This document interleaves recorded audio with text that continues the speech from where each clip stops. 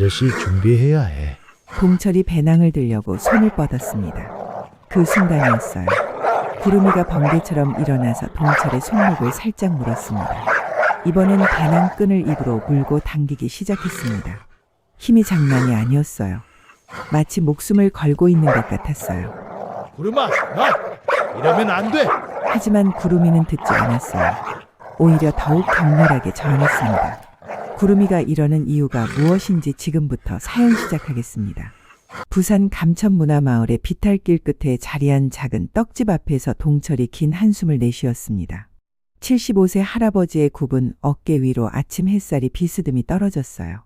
47년째 반복되는 새벽이었지만 오늘따라 유독 무거운 기분이 그의 마음을 짓눌렀습니다. 아이고, 또 하루가 시작이네. 떡집 간판에 쓰인 전통 떡집이라는 글씨가 바래 보였어요. 세월이 흘러도 변함없이 자리를 지켜온 이 작은 가게는 동철에게 전부였습니다. 하지만 22년 전 모든 것이 바뀌었어요. 수진이 떠난 그날의 기억이 아직도 선명했습니다. 병원 침대에 누워있던 아내가 마지막으로 건넨 말이 귓가에 맴돌았어요. 여보, 혼자 있지 마세요. 외로우면 안 돼요. 그 약속을 지키지 못한 채 동철은 22년 동안 혼자 살아왔습니다. 아들 민호와 딸 지수는 각자의 삶에 바빠 한 달에 한 번 얼굴 보기도 어려웠어요. 전화조차 몇 달에 한 번이었죠. 저녁 무렵 떡집 문을 닫고 나면 찾아오는 적막감이 동철을 괴롭혔습니다. 수진과 함께 웃고 떠들던 그 시간들이 얼마나 소중했는지 혼자가 되고 나서야 깨달았어요.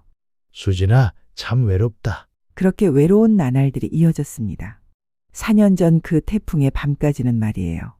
천둥 소리가 하늘을 갈라놓던 그날 밤, 동철은 떡집 뒤편 골목에서 이상한 소리를 들었습니다.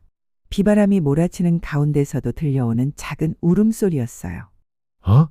이게 무슨 소리지? 손전등을 들고 나가본 동철의 눈에 믿을 수 없는 광경이 펼쳐졌습니다. 젖은 골판지 상자 안에서 새끼 강아지 한 마리가 벌벌 떨고 있었어요. 하얀 털의 검은 반점들이 마치 하늘에 떠있는 구름 같았습니다. 아이고, 이 작은 것이. 동철의 가슴이 저릿해졌어요. 비에 젖어 초라한 모습이지만 강아지의 눈빛만큼은 또렷했습니다. 마치 도움을 청하는 것 같았어요. 안 되겠다. 이대로 둘 수는 없지. 동철은 망설임 없이 강아지를 품에 안았습니다. 작고 떨리는 몸에서 전해오는 온기가 22년 만에 느끼는 따뜻함이었어요. 순간 가슴 한구석이 뭉클해졌습니다. 집으로 데려온 후 동철은 강아지를 정성껏 돌보기 시작했어요. 젖은 털을 말려주고 따뜻한 우유를 먹였습니다. 그런데 신기한 일이 일어났어요. 강아지가 동철의 표정을 유심히 지켜보는 것이었습니다. 동철이 슬픈 표정을 지으면 다가와서 작은 혀로 손을 핥아주었어요. 기분 좋은 일이 있으면 꼬리를 흔들며 함께 기뻐했습니다. 마치 사람의 마음을 읽을 수 있는 것처럼요. 이 녀석 정말 똑똑하네. 동철은 강아지의 털색을 보며 구름이라고 이름을 지었습니다. 하늘에서 내려온 선물 같다는 생각이 들었거든요. 구름이는 빠르게 자랐어요. 하지만 평범한 개는 아니었습니다. 어느 날 저녁 동철이 떡집에서 일하고 있는데 구름이가 갑자기 지하실로 달려가서 짖기 시작했어요. 구름아, 왜 그러니? 거긴 아무것도 없는데. 하지만 그날 밤 태풍이 몰아쳤고 지상층이 침수됐습니다.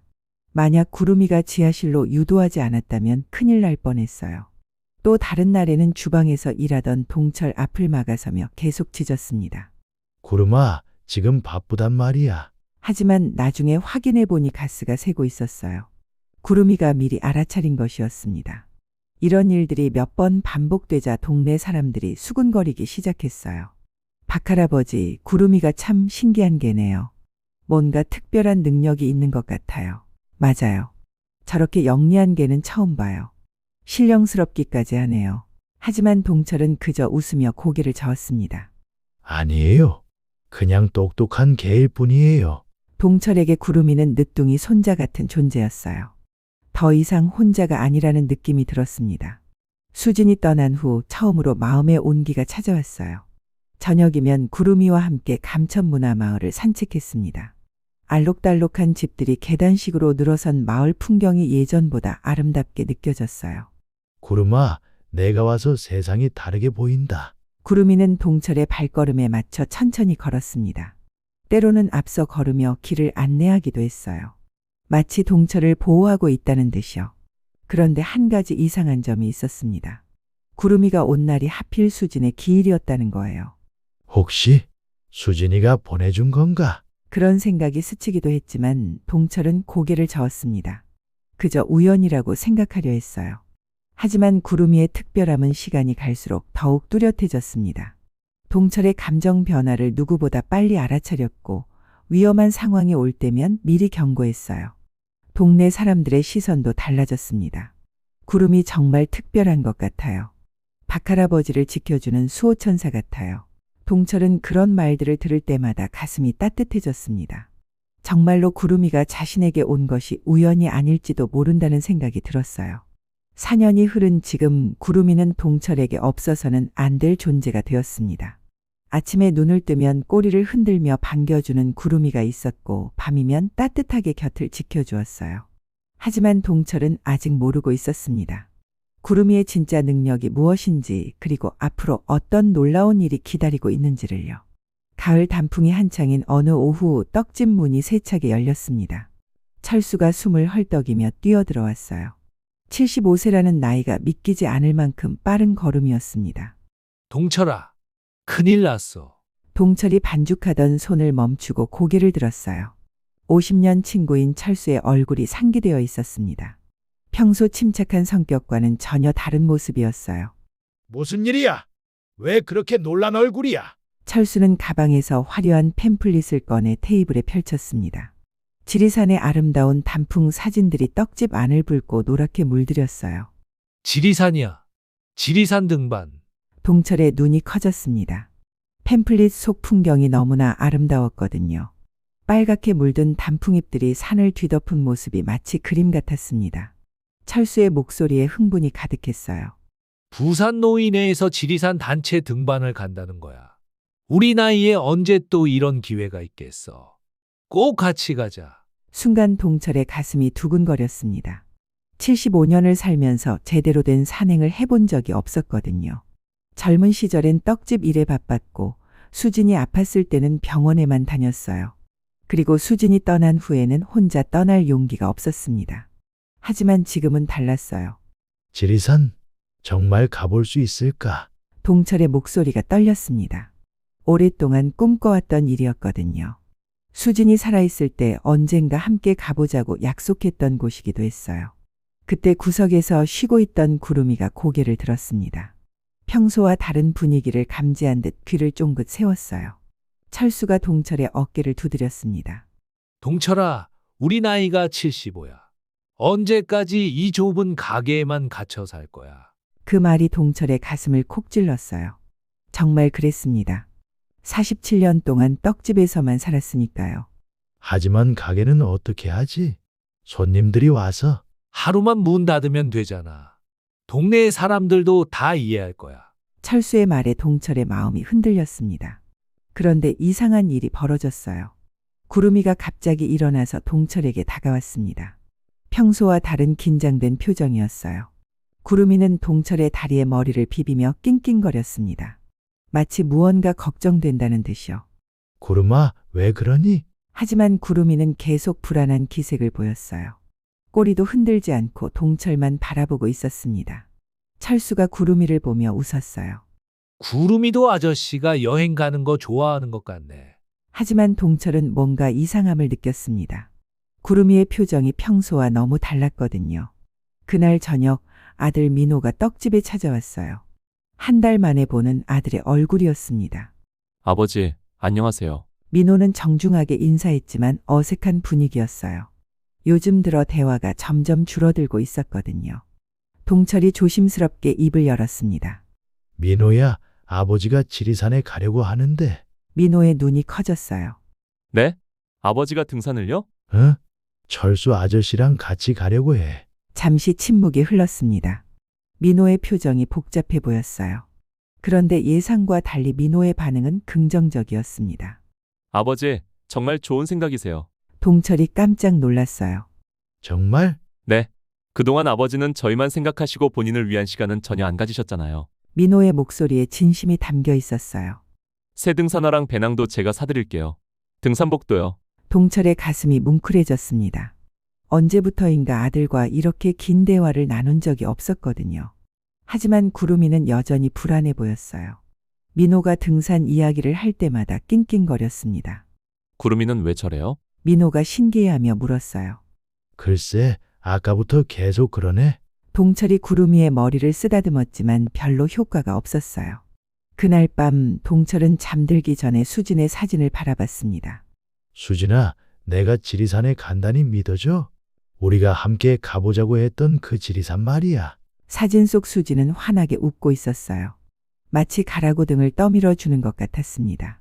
당신이 살아있었다면 벌써 전국 방방곡곡 다녔을 텐데. 동철의 목소리가 쓸쓸해졌어요.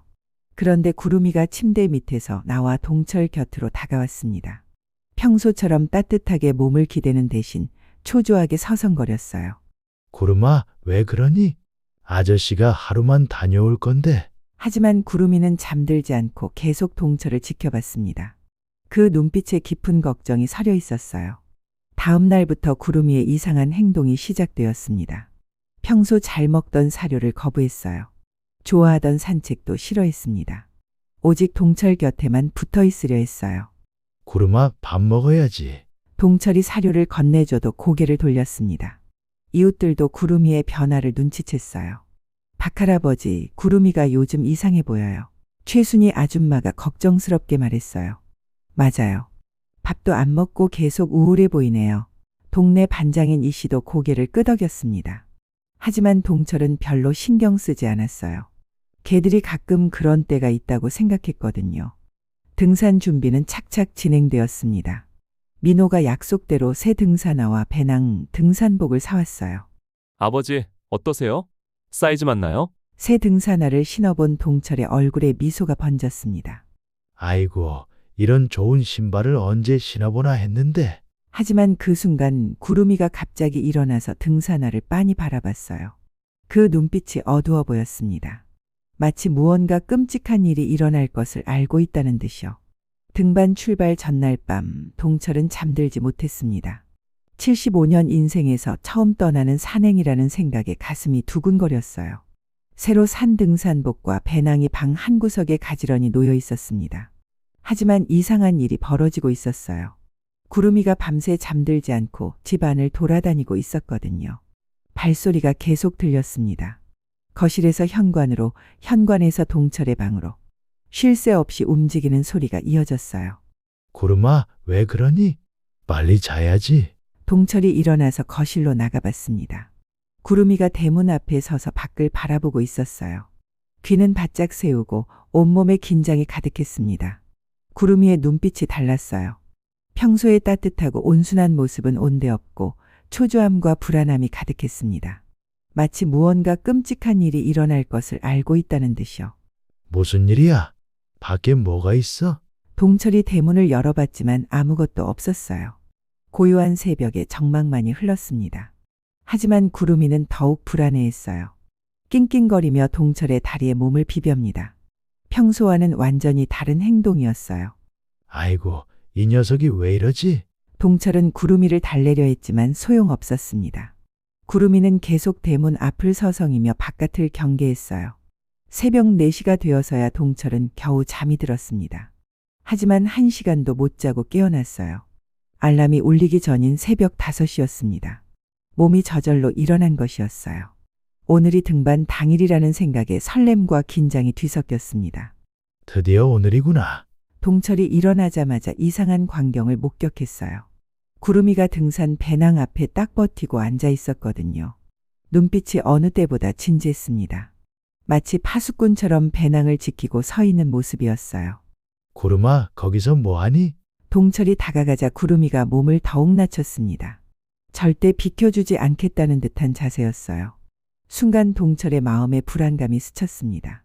하지만 곧 고개를 저었어요. 구름이가 아무리 특별하다고 해도 그냥 개일 뿐이라고 생각했거든요. 구름아, 비켜줘. 아저씨 준비해야 해. 동철이 배낭을 들려고 손을 뻗었습니다. 그 순간이었어요. 구름이가 번개처럼 일어나서 동철의 손목을 살짝 물었습니다. 아프지는 않았지만 깜짝 놀랄 정도로 빠른 움직임이었어요. 어? 구름아, 동철이 당황했지만 구름이는 멈추지 않았어요. 이번엔 배낭 끈을 입으로 물고 당기기 시작했습니다. 힘이 장난이 아니었어요. 동철이 잡아당겨도 구름이가 더 세게 물고 늘어졌습니다. 마치 목숨을 걸고 있는 것 같았어요. 구름아, 놔! 이러면 안 돼! 하지만 구름이는 듣지 않았어요. 오히려 더욱 격렬하게 저항했습니다. 찢어지는 소리가 났어요. 배낭끈이 구름이의 날카로운 이빨에 찢어진 것이었습니다. 동철의 가슴이 철렁했어요. 아이고, 이게 무슨 일이야? 하지만 구름이는 멈추지 않았어요. 이번엔 배낭 안에 물건들을 꺼내기 시작했습니다. 새 등산화가 바닥에 굴러떨어졌어요. 구름아, 안 돼! 동철이 말렸지만 구름이는 더욱 미친 듯이 날뛰었습니다. 등산복을 물어다가 마당으로 끌고 갔어요. 그리고는 흙 위에 팽개쳤습니다. 이때 옆집 최순희 아줌마가 소리를 듣고 뛰어나왔어요. 어머, 박할아버지. 무슨 일이에요? 구름이가 갑자기 이상하게 굴어서요. 제가 등산 가는 걸 막으려고 하네요. 최순희의 얼굴이 놀라움으로 가득했어요. 어머나, 평소에 그렇게 얌전하던 구름이가 왜 그러죠? 곧 다른 이웃들도 하나둘 나오기 시작했어요. 새벽부터 들리는 소음 때문이었습니다. 반장 이 씨도 잠옷 차림으로 나왔어요. 이게 무슨 소동이에요? 구름이가 박할아버지 등산 가는 걸 막고 있어요. 사람들이 하나둘 모여들자 구름이는 더욱 흥분했어요. 크게 짖기 시작했습니다. 와랄랄, 와랄. 평소 거의 짖지 않던 구름이가 이렇게 큰 소리를 내는 건 처음이었어요. 그 소리가 새벽 정적을 가르며 온 동네에 울려 퍼졌습니다. 동철의 마음이 급해졌어요. 시계를 보니 벌써 6시가 다 되어가고 있었습니다.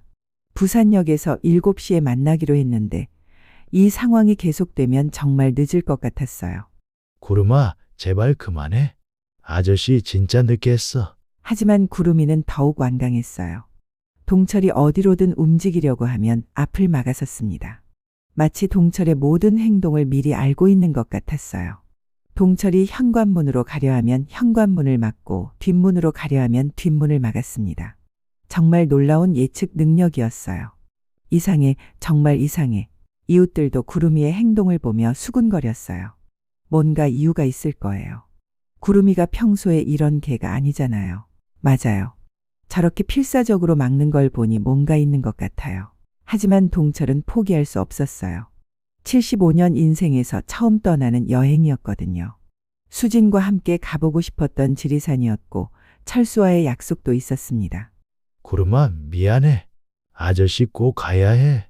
동철이 마지막 수단을 택했어요. 구름이가 잠깐 다른 곳을 보는 사이 재빨리 현관문을 열고 뛰어나간 것이었습니다. 택시, 택시. 동철이 필사적으로 손을 흔들며 택시를 불렀어요. 다행히 지나가던 택시 한 대가 멈춰섰습니다. 부산역으로 빨리 가주세요. 동철이 택시에 올라타는 순간이었어요. 뒤에서 심장이 찢어질 듯한 울음소리가 들려왔습니다. 구름이었어요. 동철이 뒤를 돌아보니 구름이가 전력으로 달려오고 있었습니다. 그 표정이 절망적이었어요.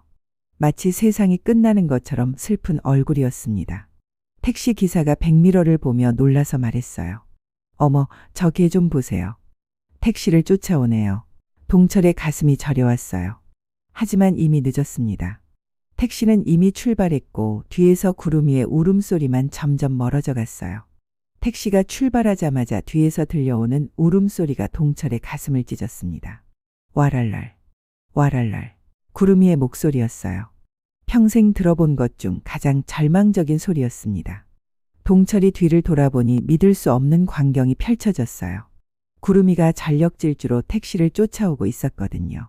하얀 털이 바람에 날리며 네 다리가 아스팔트를 힘차게 박차고 있었습니다. 혀는 길게 늘어뜨리고 숨은 거칠게 몰아쉬고 있었지만 속도는 전혀 줄어들지 않았어요. 택시 기사가 백미러를 보며 감탄했습니다. 아이고, 저 개 좀 보세요. 정말 대단하네요. 동철의 마음이 복잡해졌어요. 한편으로는 구름이가 걱정되었고 다른 한편으로는 75년 만에 첫 여행을 포기하고 싶지 않았습니다. 기사님, 조금만 천천히 가주세요. 구름이가 다칠까봐. 아니에요, 할아버지. 걔가 차를 쫓아가는 건 위험해요. 그냥 가야죠. 기사의 말이 맞았지만 동철의 마음은 편하지 않았어요. 뒤에서 구름이의 발소리가 들려왔습니다. 찰싹찰싹 아스팔트를 박차는 소리가 택시와 거의 같은 속도로 따라오고 있었어요. 정말 믿기 어려운 일이었습니다.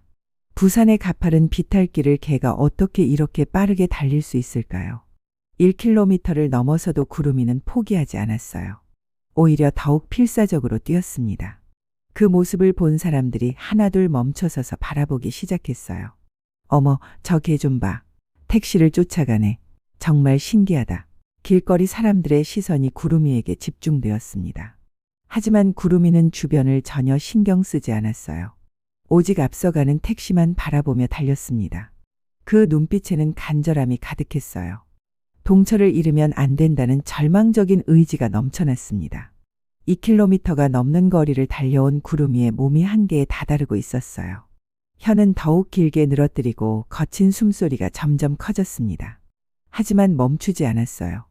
마침내 부산역 광장이 보였습니다. 택시가 역 앞에 멈춰서자 동철이 급하게 내렸어요. KTX 출발 시간까지 30분밖에 남지 않았거든요. 그런데 놀라운 일이 벌어졌습니다. 구름이가 거의 동시에 역 광장에 도착한 것이었어요. 헉헉. 구름이는 거친 숨을 몰아쉬며 혀를 길게 늘어뜨리고 있었어요. 온몸이 땀에 젖어 있었고 다리는 후들거렸습니다. 하지만 그 눈빛만큼은 여전히 결연했어요. 동철이 KTX 매표소로 향하려는 순간 구름이가 번개처럼 달려와 앞을 막아섰습니다. 완전히 입구를 봉쇄한 것이었어요. 구름아, 여기까지 왜 따라왔니? 집에서 기다려야지. 동철이 애원하듯 말했지만 구름이는 꿈쩍도 하지 않았어요. 오히려 바닥에 주저앉아 버렸습니다. 아무도 지나갈 수 없게 완전히 막아선 것이었어요. 사람들이 하나둘 몰려들기 시작했습니다. 어머, 저게 왜 저래? 주인이 여행 가는 걸 막고 있는 건가? 정말 신기하네. 여기까지 뛰어왔다고. 구경꾼들이 점점 늘어났어요. 휴대폰으로 사진을 찍는 사람들도 생겼습니다. 동철의 마음이 급해졌어요. 시계를 보니 출발까지 20분밖에 남지 않았습니다.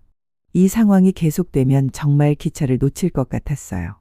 구름아, 제발 비켜줘. 아저씨 평생 소원이었어.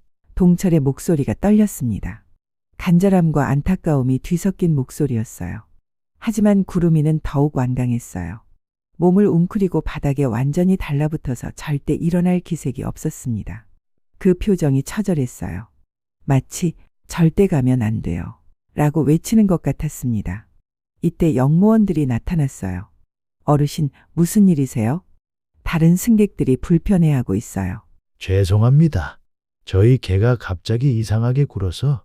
동철이 당황하며 설명했지만 상황은 나아지지 않았어요. 지나가던 젊은 남자가 말했습니다. 할아버지, 개가 저렇게 막는 데는 분명 이유가 있을 거예요. 오늘은 그냥 포기하시는 게 어떨까요? 하지만 동철은 고개를 저었어요. 이미 기차표도 끊었고 철수와의 약속도 있었습니다. 무엇보다 75년 만에 첫 여행이었거든요. 안 돼요. 꼭 가야 해요. 동철이 구름이를 피해 다른 입구로 가려고 했어요. 하지만 구름이는 동철의 움직임을 정확히 예측했습니다. 재빨리 일어나서 다른 입구를 먼저 막아섰어요. 정말 놀라운 예측 능력이었습니다. 동철이 어느 쪽으로 움직이든 구름이가 먼저 가서 막았어요. 마치 동철의 마음을 읽을 수 있는 것처럼요. 시간은 계속 흘렀습니다. 출발까지 10분, 5분, 3분. 마침내 KTX 출발 안내 방송이 나왔어요. 지리산 방면 KTX 곧 출발합니다. 승객 여러분께서는 서둘러 탑승해 주시기 바랍니다. 동철의 마음이 무너져 내렸어요. 철수가 혼자 기차에 올라타는 모습이 보였습니다. 창문 너머로 동철을 찾는 철수의 모습이 안타까웠어요. 동철아, 왜 안 와? 철수의 목소리가 들렸지만 동철은 대답할 수 없었어요. 구름이 때문에 한 발짝도 움직일 수 없었거든요. 마침내 기차가 출발했습니다. 쉬익 소리와 함께 KTX가 천천히 움직이기 시작했어요. 그제야 구름이가 일어났습니다. 동철에게 다가와서 머리를 비비며 안도의 한숨을 내쉬었어요. 마치 다행이다 라고 말하는 것 같았습니다. 동철의 눈에 눈물이 고였어요. 75년 만에 첫 여행이 이렇게 무산되다니. 하지만 이상하게도 구름이를 원망할 수는 없었습니다. 그 필사적인 모습을 보니 분명 이유가 있을 것 같았거든요. 구름아, 정말 왜 그랬니? 구름이는 동철의 손을 살짝 핥으며 꼬리를 흔들었어요. 이제야 평소의 온순한 모습으로 돌아왔습니다. 주변 사람들이 하나둘 흩어지고 역광장은 다시 평온해졌어요. 동철과 구름이만 남겨진 채로요. 집으로 돌아가는 택시 안에서 동철의 마음은 복잡했습니다. 75년 만에 첫 여행이 무산된 아쉬움과 구름이에 대한 궁금증이 뒤섞였어요. 구름이는 동철 옆에 조용히 앉아 있었습니다. 2km를 전력 질주한 피로감 때문인지 거친 숨을 몰아쉬고 있었지만 표정만큼은 한결 편안해 보였어요. 마치 무언가 끔찍한 일을 막아냈다는 듯한 안도감이 가득했습니다. 구름아, 정말 왜 그랬니? 아저씨가 여행 가는 게 그렇게 싫었어? 구름이는 동철을 바라보며 작게 꼬리를 흔들었어요. 하지만 여전히 그 눈빛에는 심각함이 남아 있었습니다. 집에 도착한 지 3시간이 지났을 때였어요. 동철이 떡집에서 아쉬운 마음을 달래며 일하고 있는데 갑자기 휴대폰이 울렸습니다. 긴급 속보 알림이었어요. 동철의 손이 떨렸습니다. 뭔가 불길한 예감이 들었거든요. 화면을 터치하자 충격적인 뉴스가 나타났어요. 지리산 등반 중이던 부산 노인회 일행 급작스러운 산사태로 8명 중상. 동철의 다리에서 힘이 빠졌습니다. 휴대폰을 쥔 손이 부들부들 떨렸어요. 믿고 싶지 않았지만 현실이었습니다.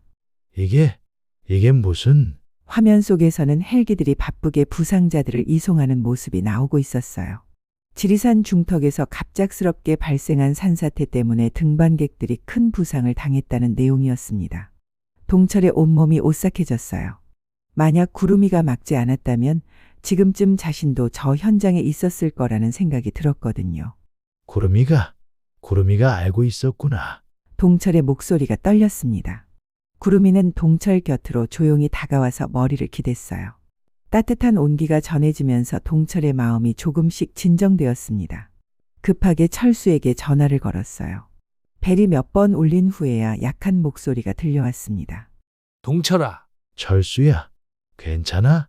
많이 다쳤어? 다리를 좀 다쳤지만 큰 부상은 아니야. 다른 사람들은 더 심하게 다쳤어. 철수의 목소리에서 충격과 안도감이 동시에 느껴졌어요. 정말 다행이야. 나도 갔으면 생각만 해도 끔찍해. 동철아, 구름이가 널 구해준 거야. 정말 놀라운 개구나. 전화를 끊고 난 후 동철은 구름이를 꼭 안아주었습니다. 구름이의 따뜻한 털 사이로 동철의 눈물이 떨어졌어요. 고마워, 구름아. 정말 고마워. 내가 아니었으면... 그 순간 동철의 안에서 뭔가가 툭 하고 끊어지는 느낌이 들었습니다. 지금까지 품고 있던 의심과 궁금증이 완전히 사라진 것이었어요. 구름이는 정말 특별한 존재였습니다. 그날 저녁 민호가 급하게 떡집으로 달려왔어요. 뉴스를 보고 놀라서 온 것이었습니다. 아버지, 정말 다행이에요. 민호의 얼굴이 창백해져 있었어요. 아버지를 잃을 뻔했다는 생각에 무서웠던 모양이었습니다. 구름이가 아버지를 구해준 거예요. 민호가 구름이를 바라보는 눈빛이 완전히 달라져 있었어요. 이제는 경외감마저 느껴졌습니다. 정말 신기한 게네요. 어떻게 미리 알 수 있었을까요? 동철이 구름이의 머리를 쓰다듬으며 말했어요. 아마 수진이가 보내준 것 같아. 어머니가요? 응? 구름이가 온 날이 수진이 기일이었고, 그리고 수진이도 생전에 동물들을 무척 좋아했었어. 민호의 눈가가 촉촉해졌습니다. 어릴 적 기억 속 어머니의 모습이 떠올랐거든요. 다음 날부터 동철을 대하는 가족들의 태도가 완전히 달라졌어요. 민호는 매주 2번씩 떡집에 찾아와서 안부를 물었습니다. 딸 수진도 매일같이 전화를 걸어왔어요. 아버지, 몸은 괜찮으세요? 구름이는 잘 지내고 있고요. 예전에는 한 달에 1번 통화하기도 어려웠는데 이제는 거의 매일 연락이 왔습니다. 아버지, 이제 정말 쉬셔야 해요. 가게 일은 저희가 도와드릴게요. 자녀들의 말에 동철의 마음이 따뜻해졌어요. 22년 동안 느끼지 못했던 가족의 사랑을 다시 느낄 수 있었거든요. 구름이는 하루아침에 유명해졌어요. 뉴스에서 구름이의 이야기가 나가면서 신문 기자들이 찾아왔습니다.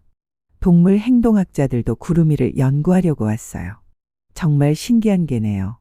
이런 예감 능력을 가진 동물은 매우 드물어요. 하지만 구름이는 모든 관심 속에서도 변하지 않았어요. 여전히 동철만 바라보고 동철의 곁을 한 발짝도 떠나지 않았습니다. 어느 저녁 동철과 구름이는 함께 감천문화마을을 산책했어요. 알록달록한 집들이 석양에 물들어 더욱 아름다워 보였습니다. 구름아, 정말 고마워. 내가 와서 내 인생이 완전히 바뀌었어. 구름이는 동철의 발걸음에 맞춰 천천히 걸었어요. 그 얼굴에 만족스러운 미소가 떠올라 있었습니다. 수진아, 보고 있지? 구름이가 얼마나 잘해주는지. 동철이 하늘을 바라보며 속삭였어요. 바람이 살랑 불어와 동철의 머리카락과 구름이의 털을 스쳤습니다. 마치 수진이 잘했다고 말해주는 것 같았어요. 이제 동철은 더 이상 외롭지 않았어요. 구름이라는 특별한 친구가 있었고 가족들의 사랑도 되찾았습니다. 아버지, 떡 만드는 법 좀 가르쳐 주세요. 아버지의 기술을 이어받고 싶어요. 동철의 얼굴에 환한 미소가 피어올랐어요. 정말? 네.